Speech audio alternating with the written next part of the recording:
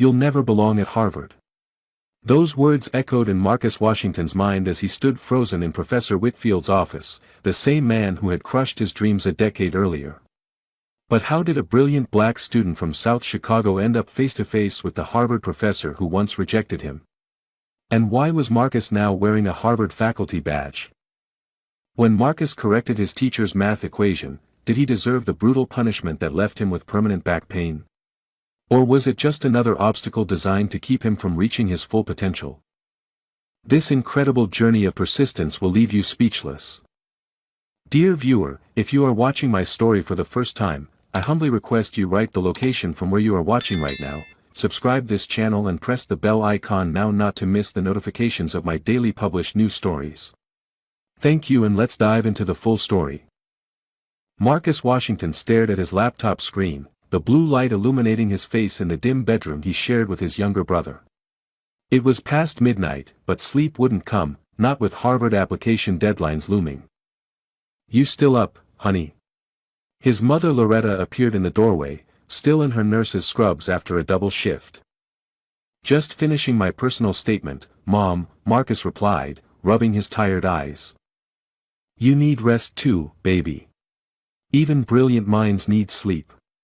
She sat beside him, glancing at his essay about growing up in South Chicago and finding refuge in mathematics and science.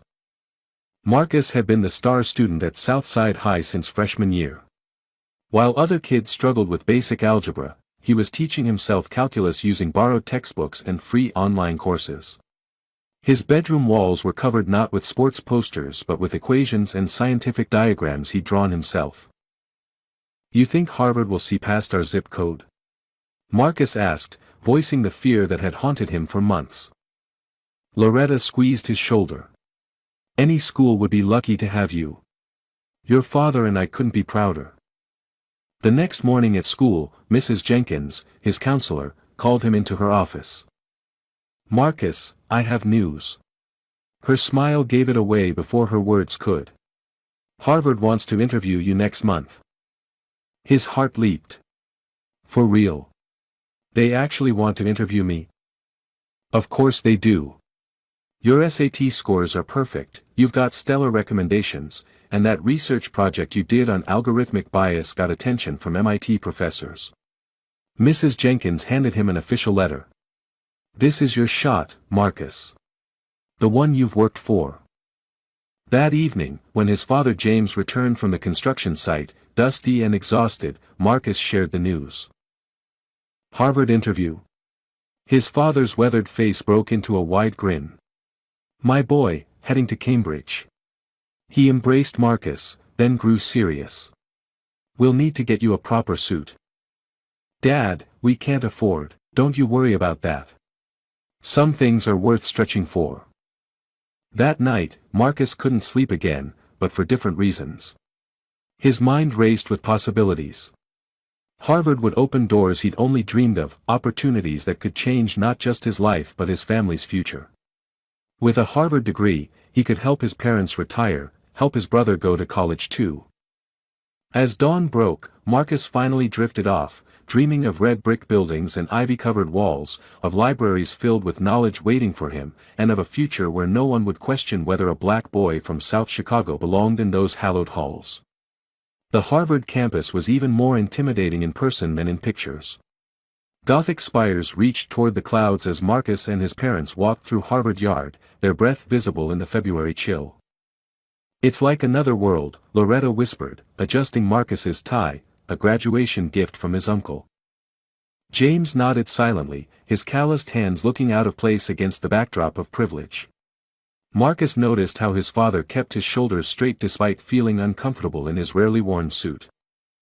"Admissions building is this way," Marcus said, consulting the campus map. His back twinged slightly, a reminder of Ms. Reynolds' discipline from sophomore year, but he ignored it. Nothing would ruin this day. Inside the mahogany-paneled waiting room, other prospective students chatted confidently about family vacations in Europe and private school achievements. Marcus sat quietly, reviewing his mental notes about his research project. Marcus Washington. A woman with kind eyes and a clipboard appeared. "I'm Dr. Sarah Chen. I'll be on your interview panel along with Professor Whitfield. Marcus followed her to a room where an older white man sat behind an antique desk, not bothering to stand as they entered. So, Mr. Washington from? Professor Whitfield glanced at his file, South Chicago. Interesting. Something in his tone made Marcus's stomach clench. Dr. Chen smiled encouragingly. Your application is quite impressive, Marcus. Can you tell us more about your research on algorithmic bias in facial recognition software? As Marcus launched into his explanation, he noticed Professor Whitfield's skeptical expression. And who supervised this work? Whitfield interrupted. Surely not at your high school. I developed it independently, sir. I did consult with Professor Ramirez at Chicago State who offered guidance. Chicago State, Whitfield repeated, exchanging a glance with Dr. Chen. Not exactly MIT. Marcus maintained his composure. I had limited resources, Professor, but that didn't limit my curiosity or methodology. That's commendable, Dr. Chen said. The interview continued, with Whitfield questioning every accomplishment as if searching for proof that Marcus couldn't possibly have achieved what his application claimed. Your SAT scores are surprising, Whitfield noted. Perfect math. I've always had an aptitude for numbers, Marcus replied, feeling like each answer needed to defend his very existence. Indeed. Well, Harvard isn't just about test scores. We look for students who will fit into our community. As the interview concluded, Marcus knew in his heart that Professor Whitfield had already decided he didn't belong at Harvard. Outside, his parents waited expectantly. How'd it go, son? James asked. Marcus forced a smile. I did my best. That night in their budget hotel room, Marcus stared at the ceiling. He'd answered every question correctly, spoken articulately about his passions and goals. But sometimes being perfect wasn't enough when someone had already determined you didn't deserve a seat at the table. The Harvard rejection letter arrived on a Tuesday afternoon in late March. Marcus had been checking the mail every day for weeks, his hope diminishing with each passing day.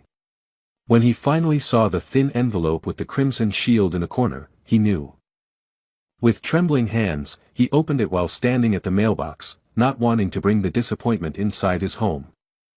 Dear Mr. Washington, after careful consideration of your application materials, we regret to inform you that we are unable to offer you admission to Harvard University's incoming class.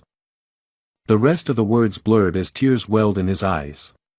He'd done everything right, perfect grades, perfect scores, groundbreaking research, compelling essays. Still, it wasn't enough. That evening, when his parents returned from work, Marcus shared the news. Those fools don't know what they're missing, his father said, anger mixing with heartbreak in his voice. His mother held him close. Baby, sometimes doors close so better ones can open. The next day at school, Mrs. Jenkins was almost as devastated as Marcus. This doesn't make sense, she said, reviewing his rejection letter. With your qualifications, you should have been a shoo-in. Maybe I just wasn't Harvard material after all, Marcus said quietly. Mrs. Jenkins frowned. Don't you believe that for a second? Something else is at play here. 2 days later, Mrs. Jenkins called Marcus back to her office, her expression grim. I reached out to my college roommate who works in alumni relations at Harvard, she explained. I hope you don't mind, but I just couldn't accept this rejection without understanding why. Marcus shrugged. Doesn't matter now. It does matter, because it wasn't fair. Mrs. Jenkins leaned forward. My contact reviewed the notes on your application. Your interview scores from Dr. Chen were exceptional. But Professor Whitfield's assessment essentially tanked your chances. What did he say about me? Mrs. Jenkins hesitated. His notes questioned whether your achievements were, let's say, independently accomplished. He also wrote that while you were academically qualified, he had reservations about cultural fit and doubts about your ability to handle Harvard's rigorous environment given your background. The blood drained from Marcus's face. He didn't think I belonged there because I'm black and from South Chicago. He was careful with his wording, Marcus. Nothing explicitly discriminatory, but the implications were clear to anyone reading between the lines. Marcus sat in stunned silence, anger and hurt swirling inside him. "I'm so sorry, Marcus. This isn't right, and in a perfect world, we could fight this. But Harvard's not going to reverse their decision because one black kid got rejected unfairly," Marcus finished. That night, Marcus sat on the roof outside his bedroom window, gazing at the distant Chicago skyline. The rejection stung deeply, but something else had awakened inside him, a fierce determination. If Professor Whitfield and Harvard couldn't see his worth, he would make it impossible for them, for everyone, to ignore. One rejection wouldn't define his life. The next morning, Marcus accepted his full scholarship offer from Howard University. As he signed the form, he made a silent promise to himself: this wasn't the end of his Harvard story. Somehow, someday, he would walk those hallowed halls on his own terms. The Howard University campus buzzed with energy as students returned for the fall semester. Marcus stood in the middle of the yard, taking in the sea of black excellence surrounding him, students who didn't have to prove they belonged, professors who looked like him, a legacy of greatness that embraced him rather than questioned him. "You look lost, freshman." A friendly voice broke through his thoughts. A senior named Devin extended his hand. "First day jitters." Marcus smiled, feeling the weight of his Harvard rejection lighten slightly. "Just taking it all in." "Well, take it in while walking. Professor Carter's intro to advanced mathematics starts in 15, and trust me, you don't want to be late." As they hurried across campus, Devin gave Marcus the unofficial tour, pointing out buildings where intellectual giants like Toni Morrison and Thurgood Marshall had once walked. For the first time since his rejection, Marcus felt a sense of belonging. Professor Elaine Carter's classroom was already packed when they arrived, but Devin led Marcus to two empty seats near the front. As other students settled into their chairs, Marcus remained standing, shifting his weight uncomfortably. "You can sit, you know," Devin whispered. Marcus shook his head. "I prefer to stand." The truth was more complicated. Since Ms. Reynolds had slammed her ruler across his lower back in 10th grade, punishment for correcting her calculus error in front of the class, sitting through long lectures had become excruciating.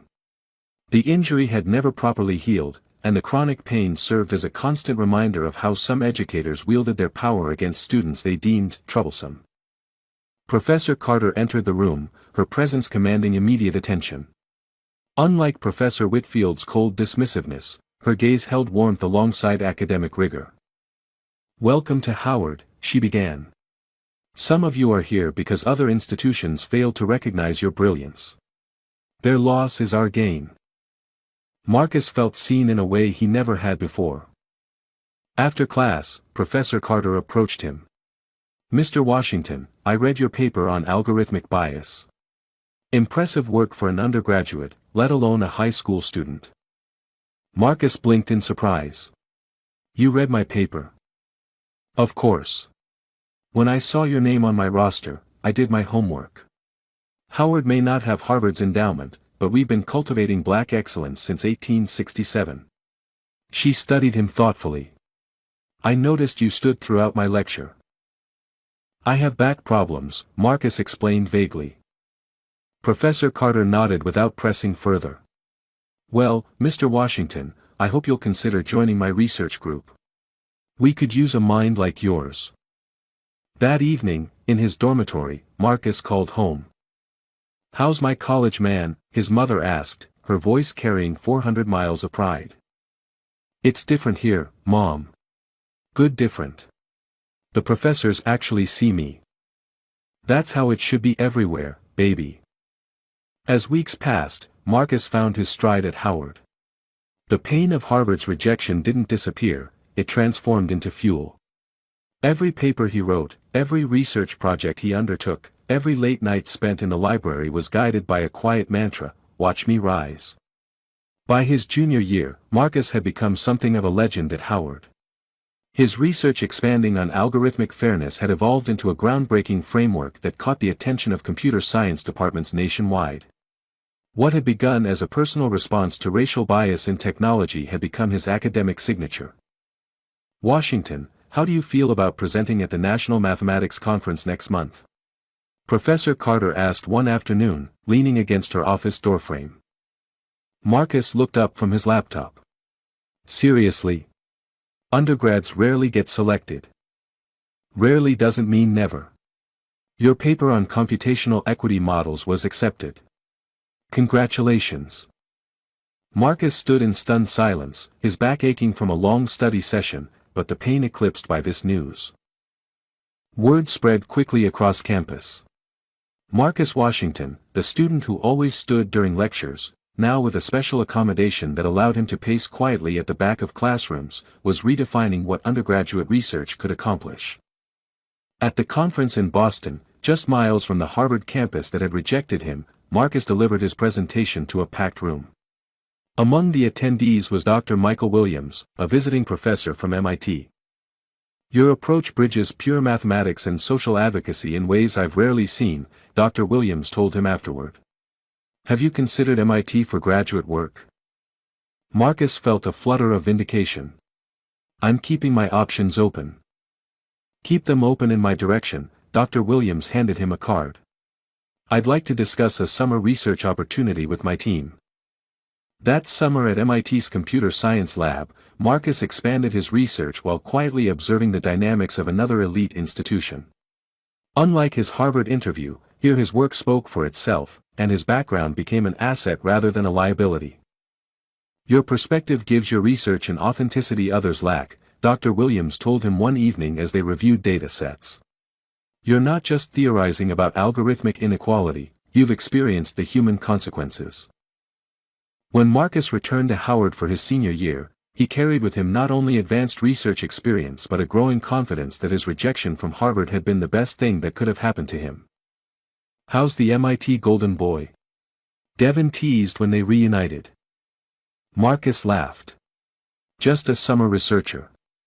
But it was eye-opening. I heard Williams rarely takes undergrads. You must have impressed him. Marcus shrugged modestly, but inside, he felt a quiet pride. The world was beginning to see what Professor Whitfield had refused to acknowledge. As fall turned to winter, Marcus's back pain intensified. Standing through lectures became more difficult, but he pushed through, unwilling to let physical limitations slow his momentum. What had once been a reminder of injustice was becoming a liability to his future. The University Health Center was quiet on the February morning when Marcus finally admitted he needed help. 3 sleepless nights of excruciating back spasms had convinced him that ignoring the problem wasn't working anymore. How long have you been experiencing this pain? Dr. Patterson asked, reviewing his intake form. Consistently. Since sophomore year of high school, Marcus replied, shifting uncomfortably on the examination table. But it's gotten worse recently. Dr. Patterson's brow furrowed. And the original injury? Marcus hesitated, memories flooding back. It happened in Ms. Reynolds' calculus class, he began. The classroom had been stifling that spring day 4 years ago. Ms. Reynolds was explaining differential equations to 30 disinterested students, except for Marcus, who noticed an error in her formula. Excuse me, Ms. Reynolds, he'd said, raising his hand. I think there's a mistake in that second equation. The classroom fell silent. Ms. Reynolds, known for her iron rule and zero tolerance for disruptions, turned slowly. Mr. Washington, if you think you can teach this class better than me, please come to the board. Hesitantly, Marcus approached, aware of his classmates' eyes on him. The derivative should be negative here, he explained softly, pointing to her error. Ms. Reynolds' face hardened as she realized he was right. Rather than acknowledge her mistake, she grabbed her wooden ruler. Turn around, Mr. Washington. What? But I was just, turn around. Before he could process what was happening, the ruler came down hard across his lower back, once, twice, 3 times. The classroom gasped. Marcus fell to his knees, pain radiating through his spine. Return to your seat and don't interrupt my class again, she'd hissed. But Marcus couldn't stand. Two classmates had to help him to the nurse's office, where the incident was recorded as a fall during class. His parents had wanted to file charges, but the school administration closed ranks. Ms. Reynolds claimed Marcus had been disruptive and fell while returning to his seat.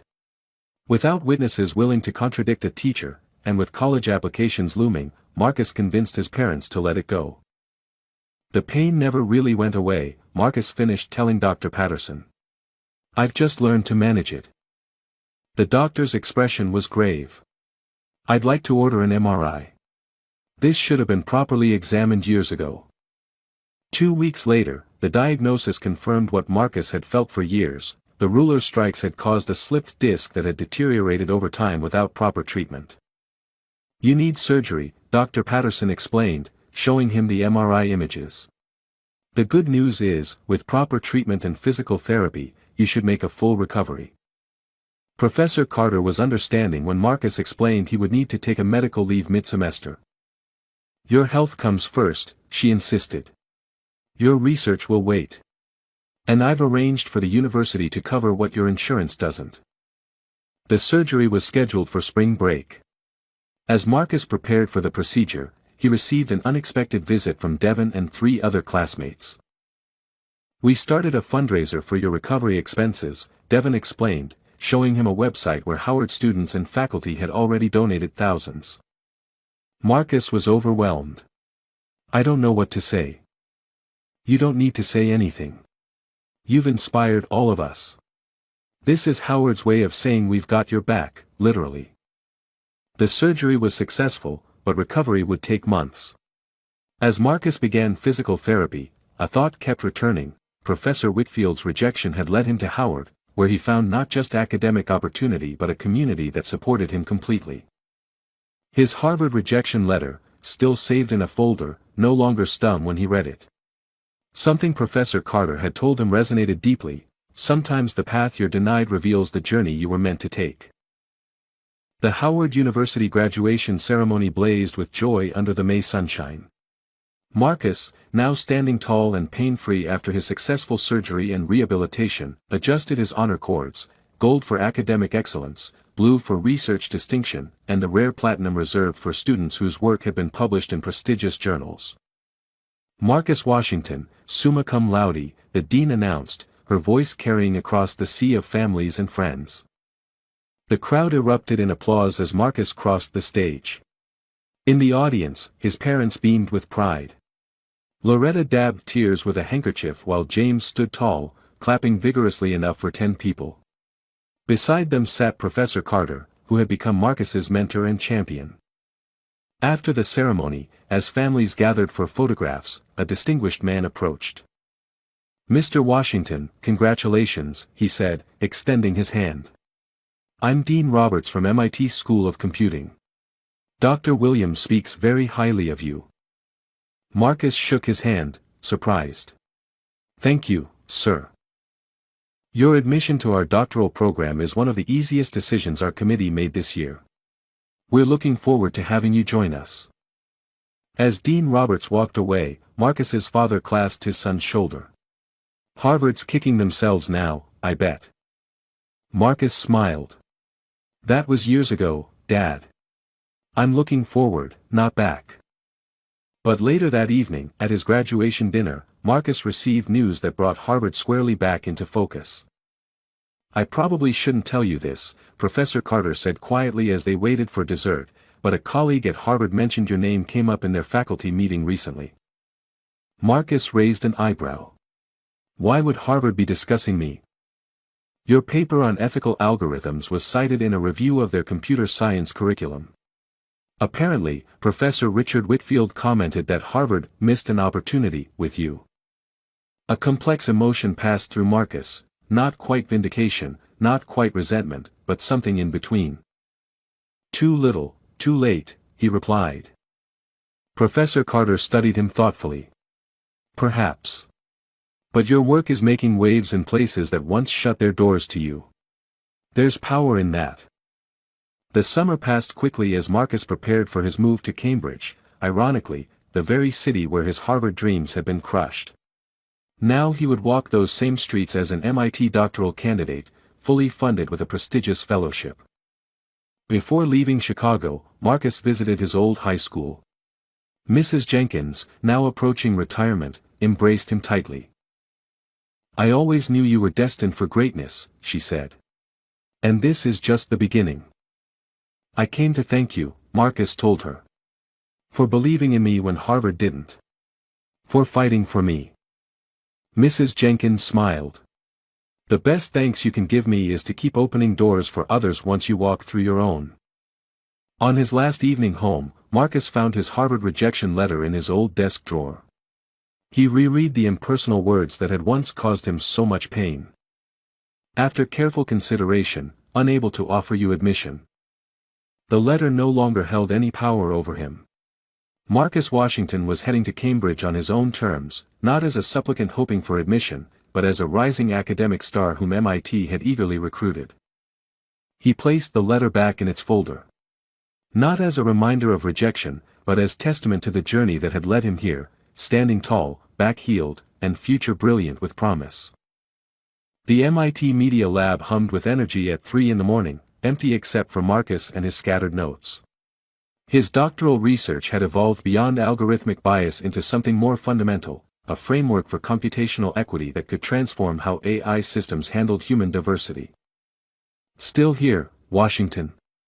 Dr. Williams appeared, coffee in hand despite the hour. Marcus looked up from his computer. "Lost track of time. I think I'm onto something." Dr. Williams pulled up a chair. In the 2 years since Marcus had joined MIT's doctoral program, their mentor-student relationship had evolved into a collaborative partnership. "Show me." Marcus walked him through the breakthrough, an elegant mathematical solution that could detect and correct inherent biases in machine learning systems before they manifested in real-world applications. This could revolutionize everything from hiring algorithms to medical diagnostic systems, Marcus explained, his exhaustion giving way to excitement. Dr. Williams whistled softly. "I think you just solved the problem that stumped the field for years." He studied Marcus with unconcealed admiration. "You know what this means. We need to publish immediately." Over the next 3 months, Marcus refined his framework, running simulations that consistently demonstrated its effectiveness. The paper, co-authored with Dr. Williams but with Marcus as primary researcher, was submitted to the International Journal of Computational Ethics. The day the acceptance email arrived, Marcus was teaching an undergraduate seminar. His phone buzzed repeatedly in his pocket, but he ignored it until class ended. When he finally checked his messages, he found 14 notifications, emails, texts, and voicemails from Dr. Williams and the department chair. "Call me immediately," read Dr. Williams' most recent text. With a twinge of anxiety, Marcus called. "Washington. Where have you been?" Dr. Williams answered instantly. "Teaching." "What's wrong?" "Wrong? Nothing's wrong. The journal not only accepted your paper, they're featuring it as their cover article. And MIT's press office has been fielding calls all morning. The Guardian wants to interview you. Google's chief ethics officer called personally." Marcus sat down, overwhelmed. "This is unexpected. This is exactly what we expected. Your framework works, Marcus." The simulations were conclusive. Within weeks, the Washington Framework for Computational Equity had become a buzzword in tech circles and academic departments worldwide. Marcus found himself inundated with interview requests, speaking invitations, and even early job offers despite being only in his 3rd year of doctoral studies. "Google offered me a research position starting at $300,000, he told Dr. Williams one afternoon, still in disbelief. "Turn it down," Dr. Williams replied without hesitation. "Finish your doctorate. What you're doing here matters too much to rush." Marcus agreed. The money was tempting, he could help his parents retire, pay off his brother's student loans, but his research had become something bigger than personal advancement. Then came the invitation he never expected. Harvard's computer science department was hosting a symposium on ethical AI and requested Marcus as their keynote speaker. "The irony isn't lost on me," Marcus told Dr. Williams, showing him the invitation. "Are you going to accept?" Marcus stared at the Harvard crest on the letterhead. Yes. Full circle, I guess. What the invitation didn't mention, what Marcus couldn't have known, was that Professor Richard Whitfield now served on Harvard's Computer Science Advisory Board and had personally suggested inviting this brilliant young mind from MIT. The name Marcus Washington hadn't triggered Whitfield's memory. He hadn't connected this rising star with the South Chicago teenager he'd dismissed 7 years earlier. But their paths were about to cross again in a way neither could anticipate. As Marcus prepared his keynote address, he reflected on his journey, from a rejected Harvard applicant to an invited Harvard speaker. The Washington framework wasn't just revolutionizing AI ethics, it was rewriting his own narrative. Harvard's Maxwell Dworkin building loomed before Marcus, its glass and stone facade reflecting the autumn sunlight. 7 years after his rejection, he was finally walking through Harvard's gates, not as a student, but as the symposium's keynote speaker. Dr. Washington, welcome to Harvard, a young assistant greeted him in the lobby. We're honored to have you. The auditorium is already at capacity. Marcus nodded, taking a deep breath. He was no longer the nervous teenager who'd sat in that mahogany-paneled interview room. He was Dr. Marcus Washington now, author of the framework Revolutionizing Ethical AI, MIT Faculty Fellow, and the youngest ever recipient of the Turing Society's Emerging Scholar Award. As he was led to the green room, Marcus caught glimpses of faculty and students hurrying to secure seats for his talk. Posters featuring his name and the symposium title lined the corridors. Marcus? Is that really you? He turned to find Dr. Sarah Chen, now with streaks of gray in her hair, smiling warmly at him. Dr. Chen, he said, surprised to be remembered. Yes, it's me. I knew you'd go far, but this. She gestured to the posters. Your work is extraordinary. I've been following it since your first publication at Howard. Before Marcus could respond, the symposium organizer approached. 5 minutes, Dr. Washington. By the way, Professor Whitfield requested to introduce you, he's quite an admirer of your framework. Marcus felt a jolt of recognition. Professor Richard Whitfield. Yes, he's on our advisory board now. Insisted on doing the honors himself. Marcus exchanged a glance with Dr. Chen, whose expression revealed she remembered exactly who Whitfield was in relation to Marcus's past. This should be interesting, she murmured. Minutes later, Marcus stood offstage listening as Professor Whitfield, older but unmistakable, addressed the packed auditorium. Today we have the privilege of hearing from one of the brightest minds in computational ethics, Whitfield announced.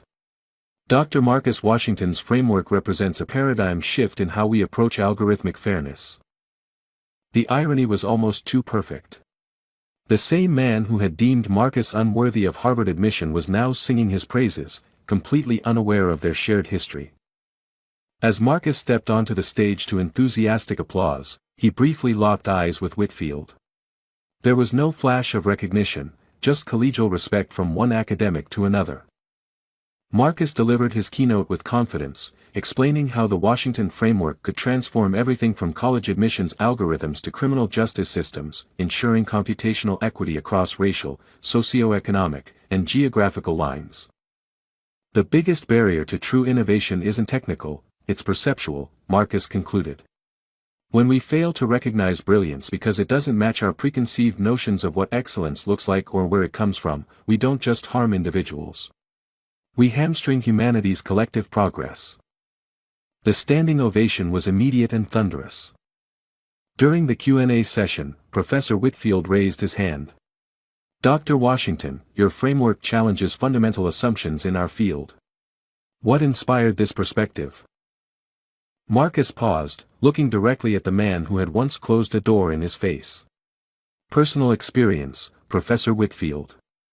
I learned early that systems, even prestigious ones, can fail to recognize potential when it doesn't fit expected patterns. Something flickered in Whitfield's expression, not quite recognition, but discomfort.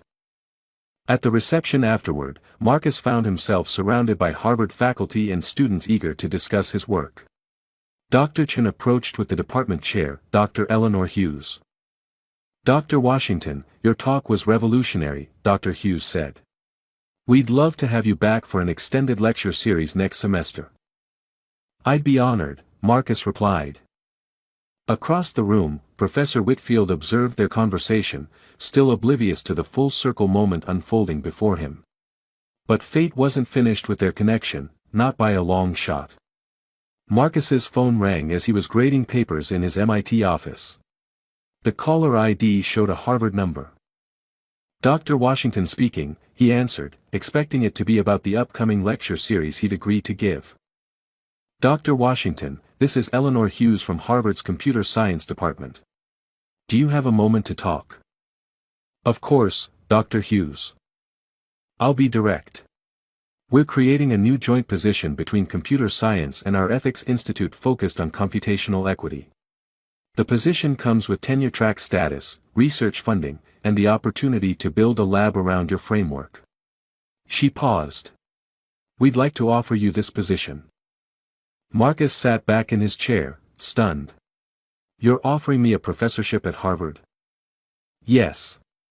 Your work is precisely what our department, what the entire field, needs right now. We want you at Harvard, Dr. Washington. The irony wasn't lost on Marcus. Harvard, the institution that had rejected him as a student, was now pursuing him as faculty. The symmetry was almost poetic. This is unexpected, he managed. I'm honored, but I'd need time to consider. I have commitments at MIT. Of course. Take the weekend. But we're prepared to be very competitive with our offer. The department is unanimous in wanting you here. After hanging up, Marcus stared at his MIT diploma hanging on the wall. Dr. Williams would understand if he left, but the loyalty Marcus felt to the institution that had embraced him was significant. That evening, he called his parents. Harvard wants to hire me, he said after exchanging pleasantries. His mother gasped. The same Harvard that rejected you? The very same. His father's deep laugh filled the line. Life has a way of coming full circle, doesn't it? What are you thinking, son? I'm thinking it would be satisfying to accept, Marcus admitted. But I don't want to make this decision based on old grudges. You never do anything for the wrong reasons, his mother said softly. That's why we're so proud of you. Over the weekend, Marcus weighed his options carefully. MIT had been his academic home for years, but Harvard's offer represented an unparalleled opportunity to implement his framework at an institutional level. By Sunday night, his decision was made. Monday morning, he called Dr. Hughes. I'd like to accept Harvard's offer, he said. But I have one condition. Name it. I want to create a scholarship program for underrepresented students from low-income backgrounds. Students who might otherwise be overlooked. Consider it done. We'll include it in your contract. 2 months later, Marcus found himself in Harvard's faculty housing, unpacking boxes in an apartment that cost more per month than his parents' mortgage. The spring semester would start in 3 weeks, and he was scheduled to meet with department colleagues the following day. As he arranged books on his shelf, he came across the folder containing his Harvard rejection letter. With a wry smile, he placed it on his desk, a reminder of how far he'd come. The next morning, dressed in a tailored suit that reflected his new station, Marcus walked into the computer science department's faculty lounge for the welcome breakfast. Conversations hushed briefly as he entered, then resumed with increased energy. Dr. Hughes approached immediately. Marcus. Welcome to the faculty. She guided him through introductions to his new colleagues, most of whom had already reached out to congratulate him on the appointment. And of course, you know Professor Whitfield from the symposium, Dr. Hughes said, bringing him face to face with his former interviewer. Dr. Washington, Whitfield said warmly, extending his hand. I've been looking forward to working with you. Your framework is truly groundbreaking. As they shook hands, Marcus wondered if any flicker of recognition would cross Whitfield's face.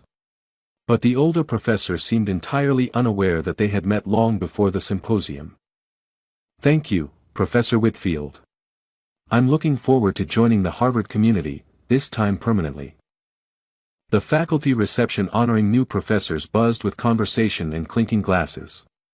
Marcus, now 6 months into his Harvard tenure, had settled into his role with remarkable ease. His computational equity lab was already attracting top graduate students, and his first Harvard-based research paper had been accepted for publication. "Professor Washington," called a familiar voice.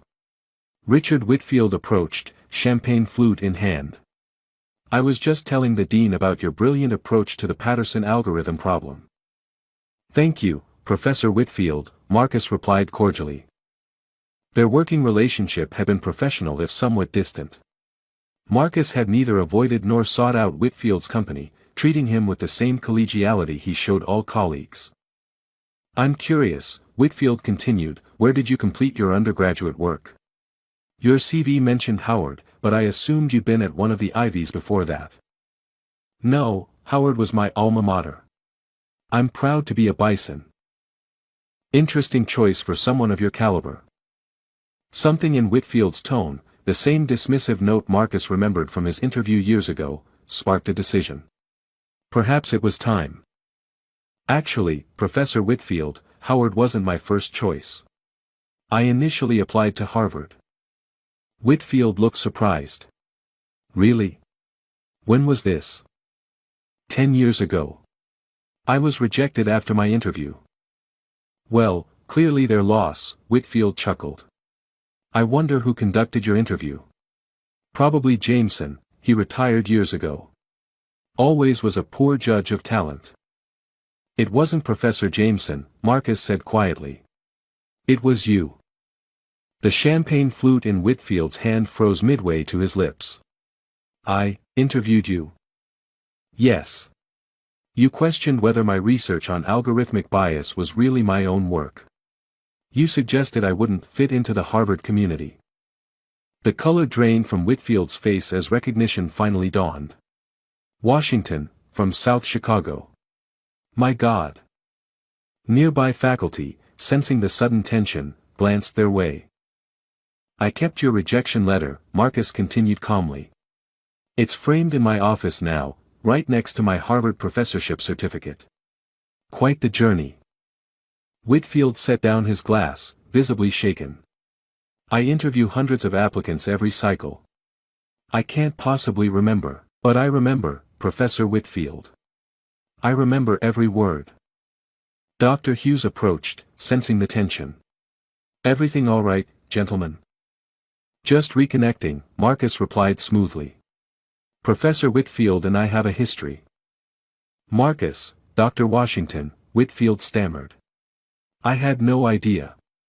If I made an error in judgment." "It wasn't an error in judgment," Marcus interrupted. "It was bias, plain and simple. You saw a black kid from South Chicago and decided Harvard wasn't for me." The room had grown quieter, other faculty discreetly listening.